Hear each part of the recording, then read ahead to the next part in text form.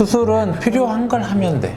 근데 필요하지 않은 수술을 하니까 그 수술의 유효기간은 저는 1년이라고 항상 이야기하거든요, 환자들한테. 어떤 환자들은 뼈 수술했는데 얼굴도 커졌다고 오시는 분들이 있거든요. 이해 가셨어요? 네.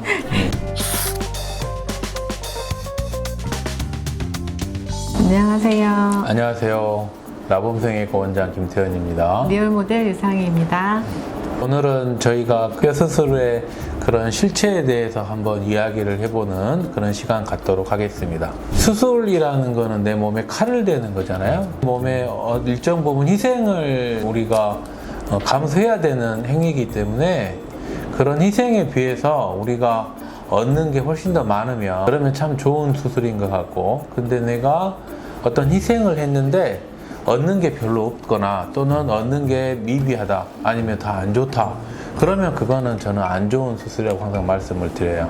뼈 수술이 좋은 부분도 있어요. 좋은 수술일 수도 있지만 이제 제가 지금 말씀드리려고 하는 거는 어두운 부분, 뼈 수술이 어떤 부분에서 안 좋다, 이제 이런 부분들을 말씀을 나누려고 해요. 네. 그러면 성형외과적으로 뼈 수술이라고 하는 거는 어떤 종류가 있는 건가요? 환자분들 오시면은 요즘 뭐 유행하는 거 있잖아요. 뼈 3종, 광대, 이게 사각턱, 그 다음에 앞턱, 무분별하게 하는 수술들, 양악 수술 굉장히 유행했었죠. 그 무서운 수술을 유행까지 할 정도면 참 대한민국 사람들 대단하다. 저는 그렇게 보고 있어요. 네. 아무래도 이제 뼈 수술이 함으로써 어떤 문제점이 아니면 좀 안 좋은 게 생긴다, 이런 의미신 것 같은데. 네. 어떤 그런 것도 경우가 그렇죠. 있나요? 그렇죠. 그러니까 뼈 수술 왜 합니까? 우리 유 대표님 왜 작아 했어요? 보이게 하려고. 그쵸. 맞아요. 뼈 수술은 다 얼굴 작아지려고 해요. 어떤 환자들은 뼈 수술했는데 얼굴도 커졌다고 오시는 분들이 있거든요. 제가 그러면 한 가지만 여쭤볼게요. 나이가 들면 얼굴이 커져요, 작아져요? 나이가 들면? 얼굴이 작아져요. 유 대표님 수술하기 전에 얼굴 컸었잖아요. 얼굴 수술하고 나니까 작아졌죠? 맞다. 나이가 들면 얼굴이 커져요, 작아져요? 커지는 것 같아요. 그죠, 커지죠. 네. 얼굴이 다 커져요. 그러니까 환자들이 오면 얼굴이 길어졌어요, 얼굴이 커졌어요, 저 얼굴 좀 작아지고 싶어요, 그 V라인이 되고 싶어요, 이런 것들 다 결국에는 얼굴이 커졌다는 거잖아요. 근데 실질적으로 그러면 얼굴의 부피를 우리가 과학적으로 측정을 해보면 나이가 들면 얼굴은 부피가 줄어드는 거죠. 우리가 나이가 들면 키가 작아지잖아요. 나이 들어서 키 크는 사람 없거든요. 그러니까 나이가 들면 얼굴의 부피는 작아져요. 다시 말하면 얼굴의 뼈는 흡수가 돼서 작아지게 돼 있어요. 맞아요. 그죠? 네. 근데 얼굴이 커 보이는 거예요. 왜냐면 얼굴 뼈를 덮고 있는 우리의 근육이라든지 지방이라든지 아니면 피부는 이게 뼈가 작아지면 뼈에 붙어있던 살들이 처지니까 옆에서 보면 얼굴이 작아져요. 위에서 보면 작아졌을 거야. 근데 이게 앞쪽 얼굴에서 보면은 작아진 만큼 밑으로 처져 보이니까 얼굴이 넙대대해지는 거죠. 그러니까 커 보이는 거예요. 네. 뼈 수술도 마찬가지죠. 저희가 뼈를 자를 때 이걸 자르는 거 아니잖아요. 여기를 자르는 거죠. 이걸 자르면 여기에 있는 볼륨은 작아져요. 작아진 볼륨이 이렇게 내려오죠. 그러면 약간 얼굴이 U자로 약간 길어지는 게 되는 거예요. 그래서 뼈 수술을 하면 얼굴이 부피는 작아진다. 하지만 앞쪽 얼굴에서 봤을 때 얼굴은 커 보이거나 더 길어 보일 수 있다. 양악 수술이 뭔지 아세요? 이렇게 튀어나온 입을 좀 들어가게 하는.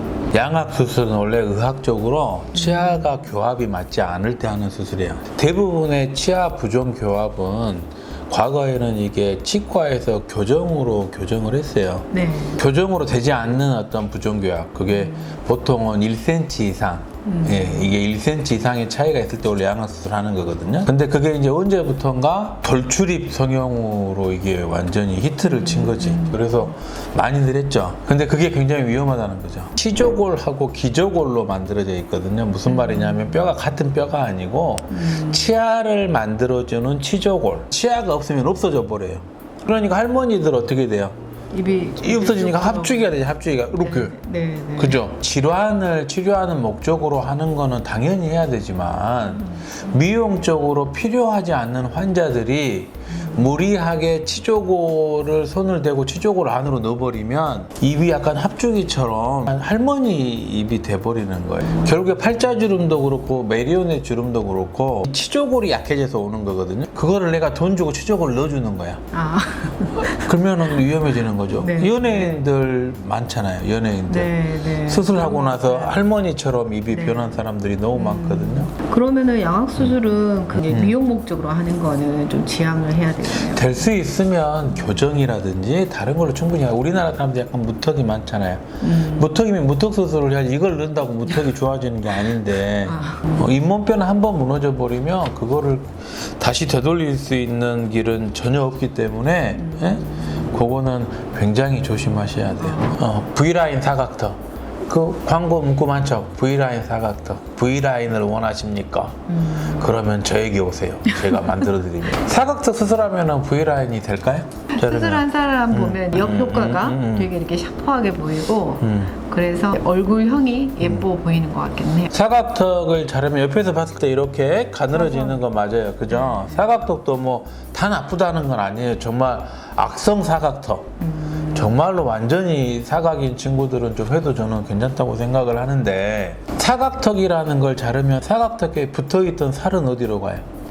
그러니까 사각턱을 자를 때 살도 같이 잘라주면 그게 분명히 그대로 쭉 유지가 되겠지만 옆에 얼굴을 잘라주는 거잖아요. 네네. 그러면 여기에 붙어있던 살은 어떻게 되겠어요? 이렇게 가죠. 맞아요. 이렇게 가죠. 네. 이렇게. 그러니까 U라인이 되는 거죠. 사실은 사각턱 수술은 U라인을 만드는 거예요. V라인이 아니고. 원장님들하고 이렇게 특별하게 악감정은 없어요. 근데 사각턱 수술한 환자들 전후사진, 리얼 모델이 됐든 뭐가 됐든 전후사진 봐보세요. 몇 개월째 사진인가. 모든 사각턱 수술은 전후사진이 3개월에서 6개월, 6개월 넘은 환자가 없어요. 왜냐면 사각턱 수술의 유효기간은 저는 1년이라고 항상 이야기하거든요, 환자들한테. 왜냐면 1년 동안은 흉이 있으니까 이게 붙어 있어요. 근데 흉이 풀어지면 이거는 처지게 돼 있어요.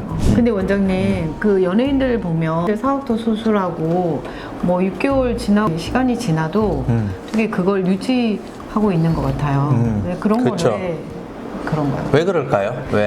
왜 그럴까? 안 늙나요? 맞아요. 자, 연예인이 사각턱 수술을 했는데 안 처지는 이유. 실제로는 처집니다. 실제로는 처져 있어요. 실제로 처져 있는데 연예인들은 피부가 굉장히 얇아요.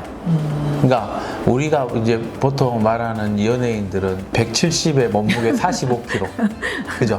엄청 말랐죠. 45kg 말랐어요. 네. 뼈하고 피부가 거의 붙어 있어요. 피하지방 자체가 아주 작기 때문에 처질 피하지방도 별로 없지만 처져도 이게 그렇게 심하지 않기 때문에 그게 잘 안 보이는 거예요. 티가 안 나는 거죠. 그렇죠. 살이 없어서 V라인 효과가 오래 가긴 오래 가긴 하지만 하지만. 서양 사람들 생각해 보세요. 서양 사람들 뼈가 작잖아요.